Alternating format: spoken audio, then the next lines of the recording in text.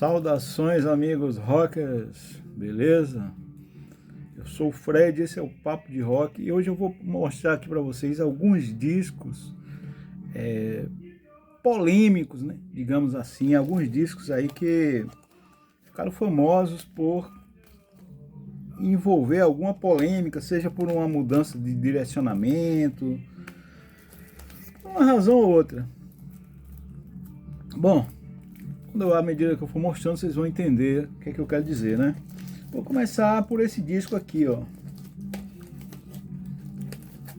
Monster, do R.E.M. Disco lançado em 94. Cara, esse disco, ele causou um certo espanto, né, com os fãs do R.E.M. O R.E.M. vinha de muitos discos, assim, platinados, né? Que venderam muito. Tipo o Out of Time, o Document, o Green, ambos antes do Out of Time, e o Automatic for the People, que foi um disco do R.E.M. que mais vendeu.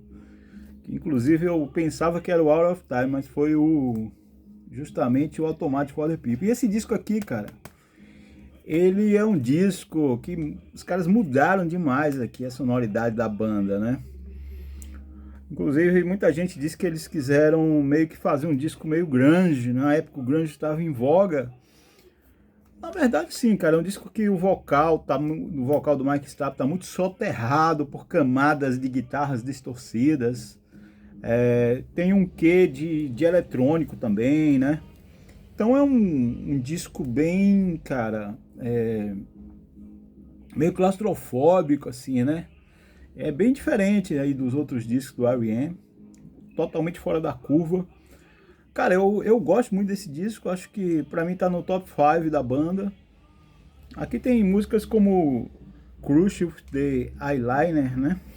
Que eu acho bem escatológica, inclusive. Crush with Eyeliner. Uma das grandes faixas, What's the Frequency Kenneth, Strange Currencies, Tongue. Cara, pra mim ele é bom do começo ao fim. E esse lance dele ser diferente dos outros discos, pra mim é um gol a favor, né? Não contra. Bom, vamos para outro aqui, né? Outro disco que causou assim uma certa polêmica, porque é totalmente diferente do que a banda já tinha feito antes. O pessoal reclama quando a banda não muda. Quando muda, também reclama, né? Tô falando que é esse aqui, ó. Music from the Elder, do Kiss, né? Disco lançado em 81. É 81 mesmo? Deixa eu confirmar aqui. Isso. Lançado em 81. Esse disco, ele é totalmente diferente de tudo que o Kiss já tinha feito. Os fãs odeiam esse disco, né? É um disco meio rock progressivo, cheio de influências de rock progressivo, de andamentos, né? Tem parcerias aqui com Lou Reed, né, cara? É até inimaginável, né, o Kiss, parcerias assim com Lou Reed, né? Totalmente diferente do que o Kiss costumava fazer, aquele hard rock mais festivo, né? Então aqui é um disco bem sombrio. Olha, mas tem faixas aqui mais pesadas, né? Eu acho um disco bem interessante, fora da curva, mas ele tá envolto aí em todas essas polêmicas, né? De que a banda tentou fazer uma coisa nova e não deu certo. E fica por aí, né? Outro disco, cara, que esse aqui, ó, MC5, Kick Out the Jams, disco de 69. Primeiro disco da banda, e é um disco totalmente fora da curva, porque o primeiro disco da banda é um disco ao vivo. O MC5 é uma banda de Detroit, né? Uma banda de Detroit, uma banda com um som muito meio pegando assim pro punk, apesar do punk nem existir, né? Chama-se de protopunk. Aquele típico som de Detroit, né, com muitas guitarras distorcidas, muito vibrante, enérgico. E o o MC5 é uma banda que gostava muito de tocar ao vivo, né? Eles gostavam de fazer jams muito pesado, muito improviso. E começaram assim, registraram o primeiro disco deles ao vivo. O disco é um clássico, mas sempre teve essa polêmica aí, né? Se uma banda deve começar com um disco ao vivo, né? Geralmente isso é bem difícil de acontecer, né? Geralmente a banda lança alguns álbuns de estúdio para depois partir para um disco ao vivo, mas o MC5 foi na contramão e deu certo, né? Esse é considerado o melhor disco dos caras aí. Inclusive, um dos últimos membros vivos aí do MC5 morreu ano passado, acho que foi o Wayne Kramer, né? Se eu não me engano. Cara, outro disco, assim, envolto em polêmicas, é esse Black Sabbath aqui, né? O Forbidden, disco também lançado em 94. O último disco aí com o Tony Martin. Cara, qual é o problema desse disco aqui, né? 95, não é 94 não. O problema desse disco, o pessoal reclama muito da produção do disco, né? Ele é produzido pelo Ernie C, que era guitarrista do Body Count, uma banda de funk metal, rap metal, banda que eu curto pra caramba, o Body Count, né? Os dois primeiros discos são ótimos. E o Ernie C, guitarrista do Body Count, produziu esse disco. O Body Count é aquela banda também daquele rapper, o Ice-T, né? Que também é ator. E, inclusive o Ice-T participa aqui. Então aqui, cara, é uma banda assim, é um disco do Black Sabbath, na verdade é um disco do Tony Iommi e seus funcionários, né? Aqui tinha o Neil Murray nos baixos, não creditado. Tem também aqui, eu acho que o Cozy Powell também toca aqui, cara, ele não é sem ser creditado. Não, Cozy Powell agora eu não tenho certeza, mas o Jeff Nichols, tecladista, também tá aqui, não foi creditado. E é justamente o último disco do Tony Martin, né, com Black Sabbath, né? E um encarte aqui, né? Tem as letras das músicas. Bom, deixa eu ver aqui se o Cozy Powell tá aqui, cara, que agora eu fiquei... Cozy Powell mesmo, né? Baterista. Cozy Powell tá aqui sim. O Neil Murray tá aqui também. Ele, a priori ele não teria sido creditado, mas entra aqui, né? Tá aqui, Jeff Nichols. Então é um disco que eu curto esse disco. Os fãs do Sabbath, do Black Sabbath não gostam, né? Tem uma birra aí com esse disco.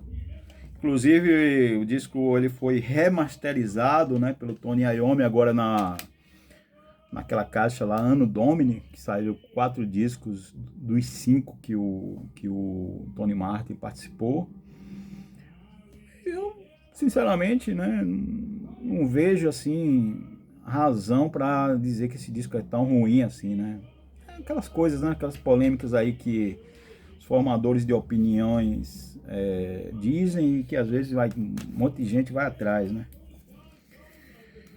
Outro álbum, cara, outro disco que foi criticado, mal recebido pelos fãs, inclusive ocasionou até o fim da banda, né? Por um período, foi esse aqui do The Cult, né? Disco de 94, disco da Cabra Preta. Até o visual dos caras tá diferente, né? Esse disco aqui, ele marca, assim, uma mudança também de sonoridade muito grande, né? Inclusive, outro disco também que foi acusado que os caras queriam surfar na onda do grunge.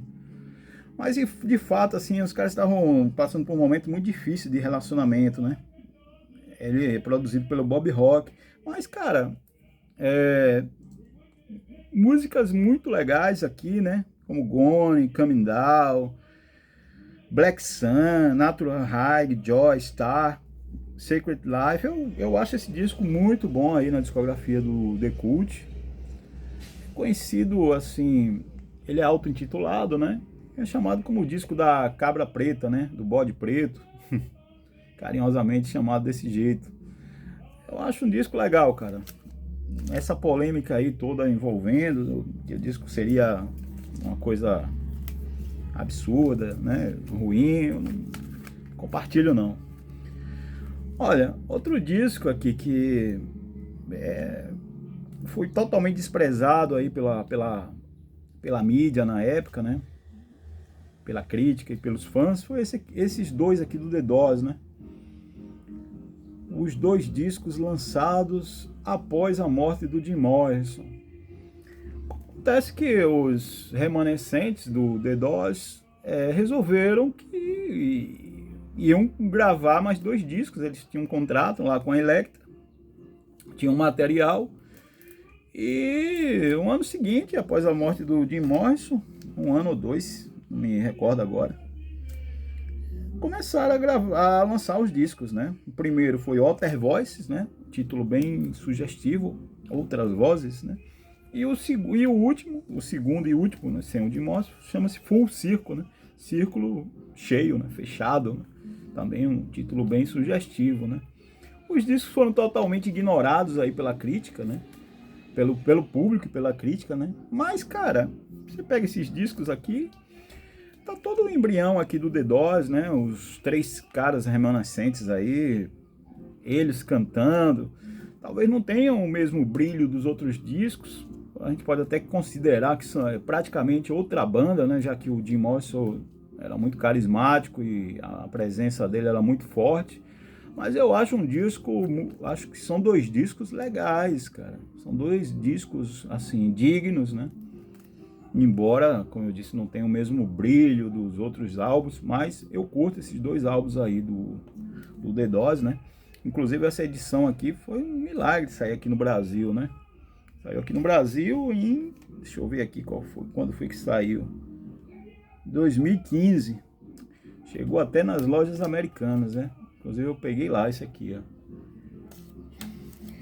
Bom, vamos lá, caminhando aqui para fechar essa pequena lista, né?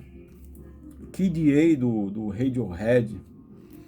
Esse disco, cara, ele veio após 3 grandes álbuns do Radiohead, né? Que foi o Pablo Honey, o The Bands e o OK Computer.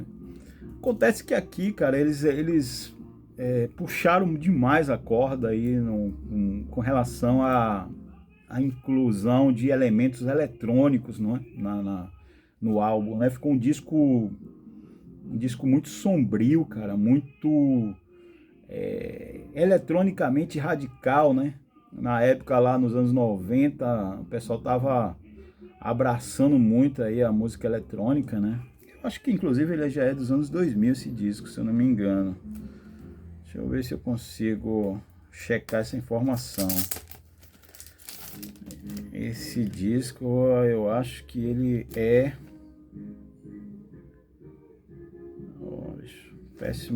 Péssimo hábito eles não colocarem informações, né?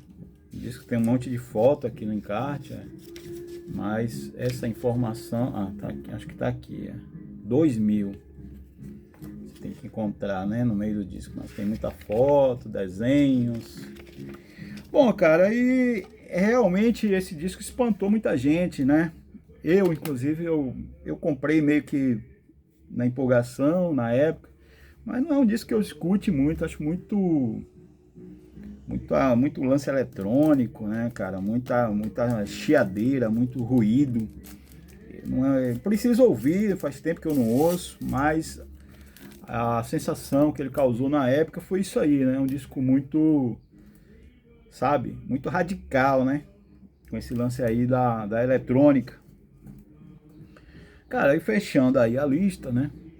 Essa pequena lista de discos polêmicos, temos muitos outros, mas o vídeo não ficar muito grande, já estamos aí em 14 minutos. O The Game, né, do Queen, o disco que o Queen inaugura a década de 80 aí, considerado o desbunde aí do Queen. Queen que na década de 70 era uma banda de hard rock, né, podemos dizer assim, com discos mais pesados. E aqui, cara, eles entraram na década de 80, mudaram o visual, os caras estão aí de cabelo cortado, né? Um visual bem típico aí dos anos 80. E a sonoridade totalmente pop, new wave, né? O disco abre com Play the Game, mas tem a Nothing Won't Bite the Dust, né? Que é uma música do John Deacon, que fez muito sucesso. É uma música bem new wave, eletrônica, né? Meio funk. Então, esse disco vendeu muito, né? Tem alguns sucessos aqui, como Crazy Little Thing Called Love, as já citadas, Save Me. Esse disco ele foi gravado em 79 e eu acho que foi lançado em 80, se eu não me engano. E ele abriu as portas aí pro Queen. O Queen se tornaria nos anos 80 uma banda de rádio, né? Basicamente uma banda que tocou muito no rádio, com muitos hits radiofônicos mesmo, né? Mundiais. E abraçou aí a música pop da época, né? Então ele causou esse burburinho aí na época, né? Por conta disso aí, né? Muitos fãs antigos começaram a torcer o nariz, mas por outro lado a banda conquistou novos mercados, novos fãs, né? Que estavam ali mais identificados com aquele som dos anos 80. E é isso aí, pessoal. Espero que vocês tenham gostado desse vídeo, né? Eu selecionei vários títulos assim com essas nuances aí, polêmicas, né? Às vezes mudança de membro e tal, mas para o vídeo não ficar muito longo, né? Vou mostrar apenas esses aí. Se vocês curtirem esse vídeo e acharem aí que merece que grave-se outro, né? Aí eu gravo outro vídeo aí e trago aí para vocês. Deixa aí nos comentários o que é que vocês acharam, né? Se vocês concordam com que esses títulos aí são, de certa forma, estranhos, né? Polêmicos aí na história das bandas. E deixa aí seus comentários aí com os discos que vocês consideram assim que são polêmicos ou estranhos aí. Beleza? Um abraço e até o próximo vídeo.